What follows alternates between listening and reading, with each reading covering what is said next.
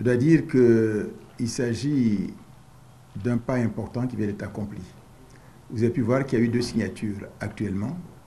La première signature a concerné un engagement global de la société Hershey d'acheter des produits semi-finis en Côte d'Ivoire dans le domaine du cacao. C'était une demande très très forte de la partie ivoirienne, conforme aux instructions donc, du président Alassane Ouattara. Et nous voyons que les choses ont bougé positivement suite au MOU qu'on vient de signer ici. Il est aussi indiqué dans le document qu'ils vont donc appuyer les petits transformateurs ivoiriens de manière à pouvoir exporter, disons, des produits aussi semi-finis au niveau de la Côte d'Ivoire. En plus donc de travailler avec les grosses unités qui existent déjà au niveau de la Côte d'Ivoire. Il faut d'ailleurs indiquer que pour le moment, on a noté depuis quelques années qu'ils ont doublé leurs achats de produits semi-finis en Côte d'Ivoire, passant déjà de 5% des achats à 12% déjà. Donc c'est une excellente chose qui vient d'être faite.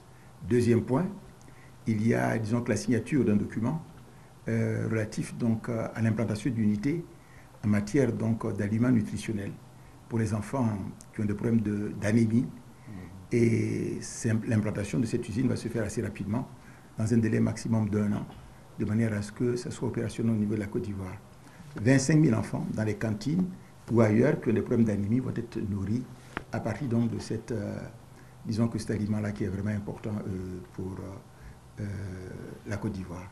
Et plus tard, si les choses marchent bien, pourquoi pas ne pas fournir des éléments pour la sous-région ouest-africaine. Voilà un peu le sens de ces signatures